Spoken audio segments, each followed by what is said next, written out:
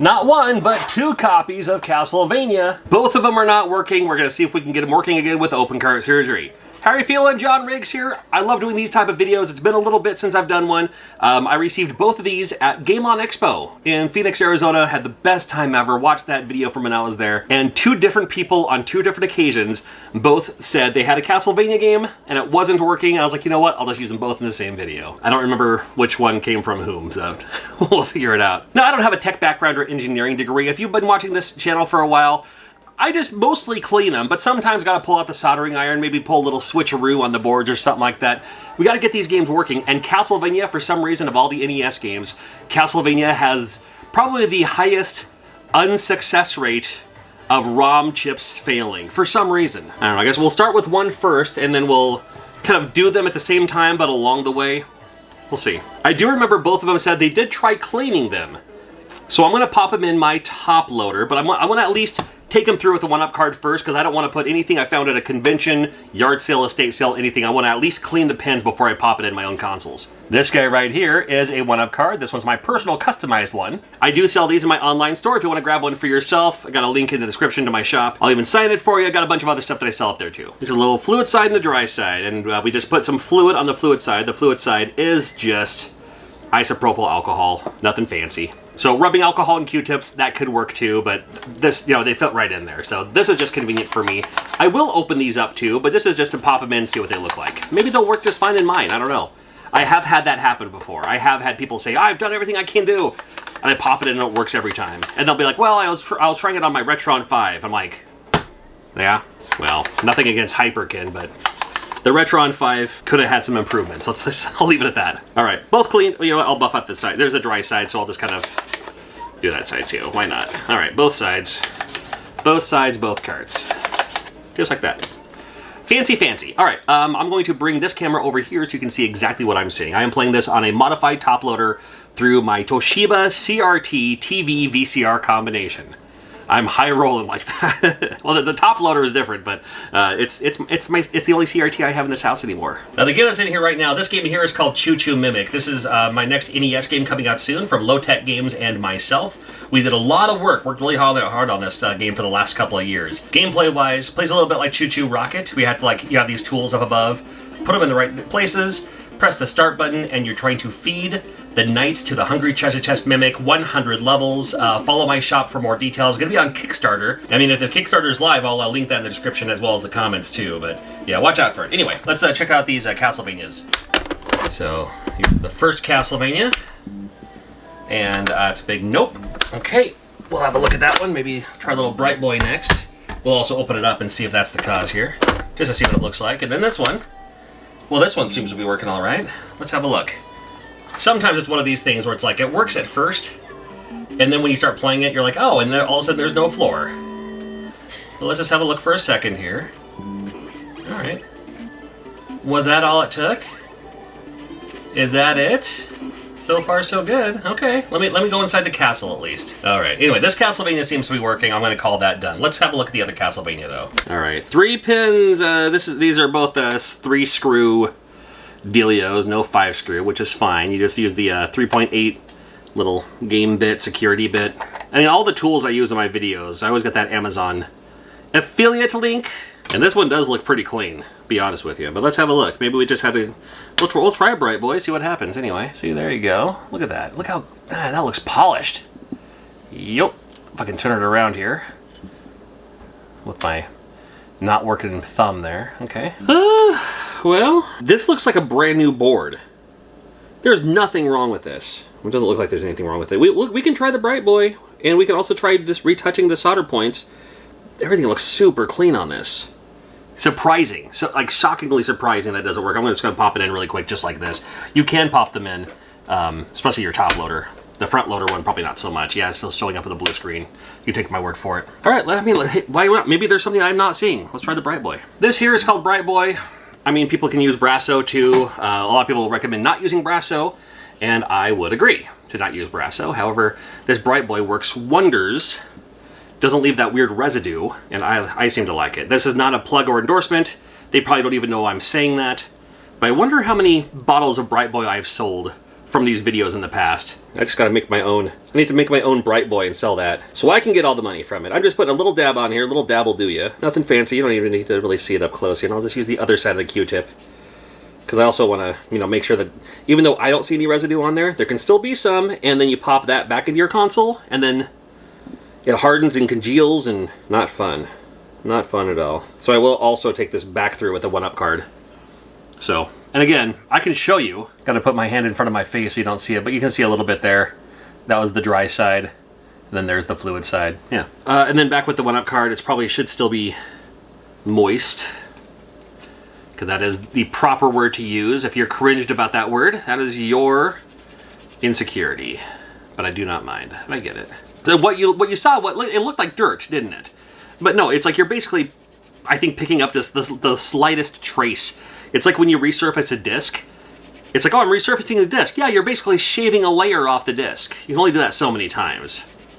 Now, I've never had a game not work because I've used Brasso. That makes sense. But I mean, the game's already not working. Whatever. That's the way I look at it. Okay, let's have a look. I'm going to pop it in just like this. So again, I just have the game just like that. It's just in there. And when I turn it on, give me some good news. And the blue screen is not the good news. Let's try touching up the solder points. Let's just see. I'm using this Hako kind of safe unit here. I don't even know what to call this thing. Well, it's linked to my YouTube anyway, whatever that thing's called. The description? Yeah. The Amazon store that I have. So this is this, and I have it all super hot now, and I'm going to just touch up. And honestly, all I'm doing, even though these look super new, I know they have like these holders and stuff like that too. I'm just holding on to it with my hands. You just do that, melt it. When you pull it away, it hardens again. So it's like breathing new life into it. And that's all I'm doing. So I'm just going to do that to every single one. You don't need to see me do it. I'll just do it over here.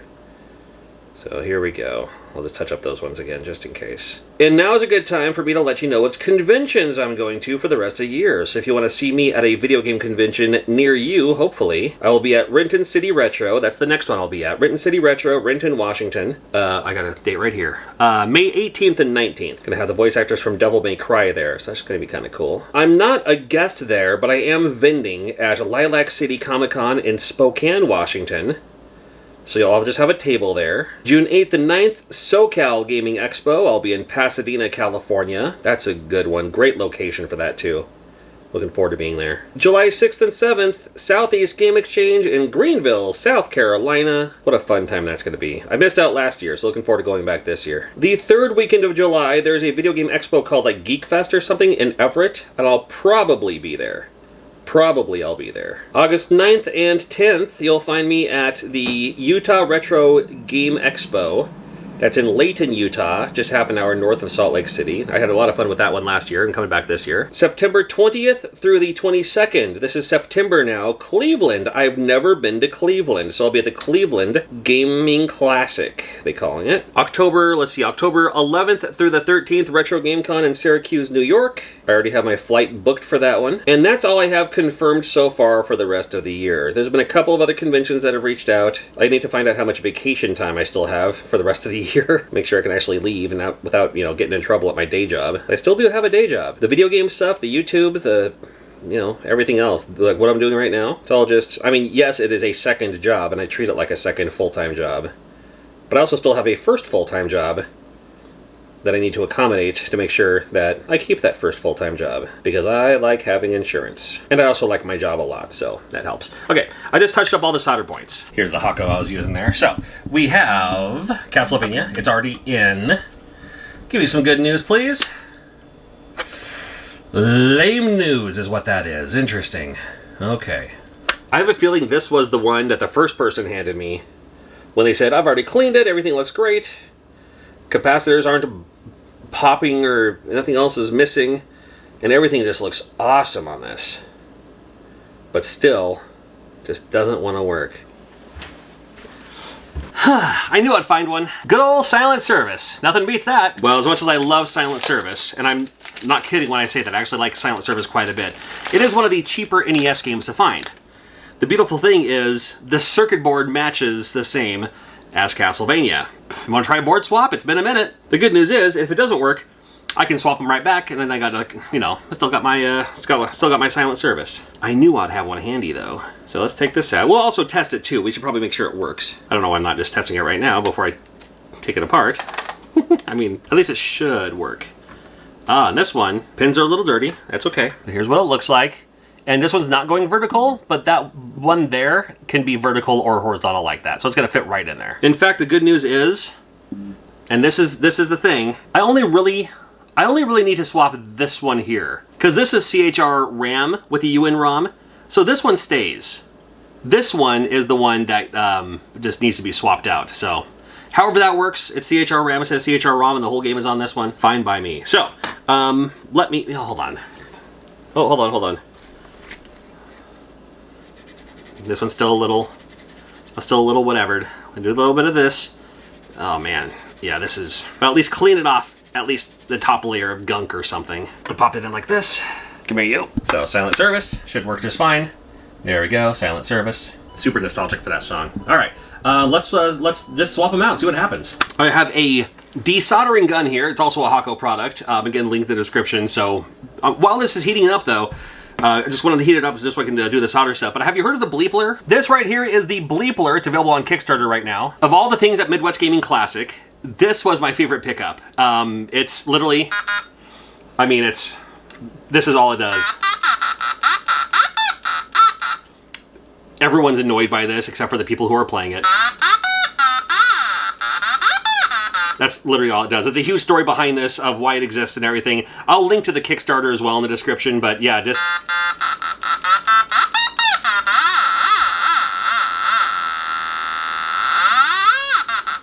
Anyway, okay.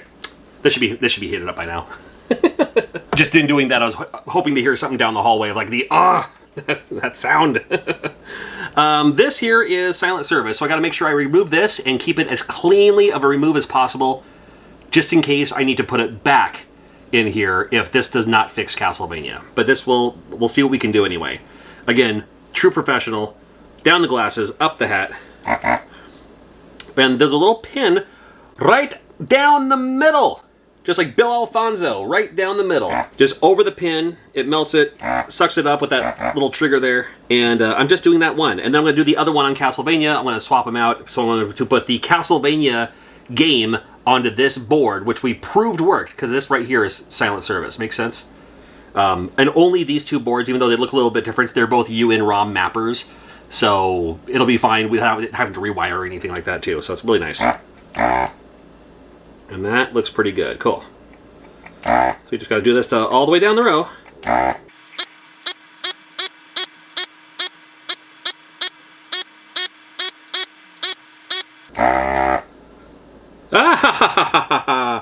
Oh, melted solder right on the palm of my hand.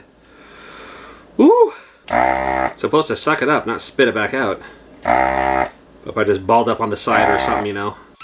Alright, that should be good. So, I do have, thanks to my buddy Gary at Rock Solid Productions, a little kit that has a safe way to remove it, and it's really just a little hook thingy. So I just kind of put it in there, a little bit of leverage.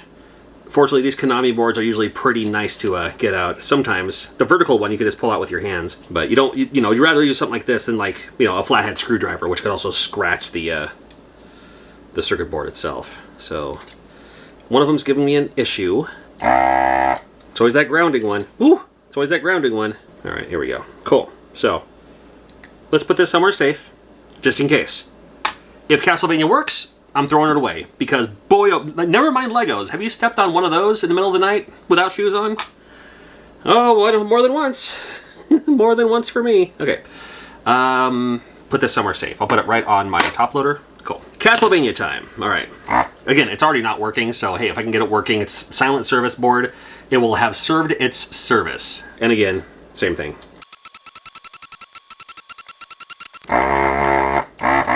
Okay. And this one's, just because of how they're set, probably right with my fingers. Look at that. Beautiful.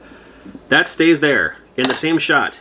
Grabbing this, putting it right where silent service was, and right in there. Do not force it. Do not jam it.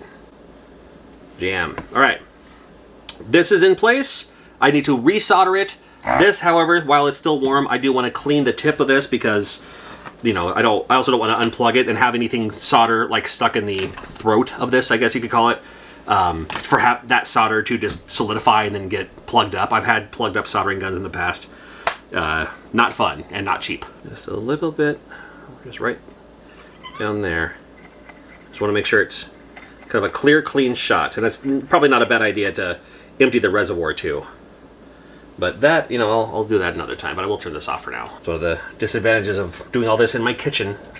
Only so many plugins. Or I'm just going to put this on the oven just for a place to cool so I'm not, you know, touching anything wood or anything like that. Okay.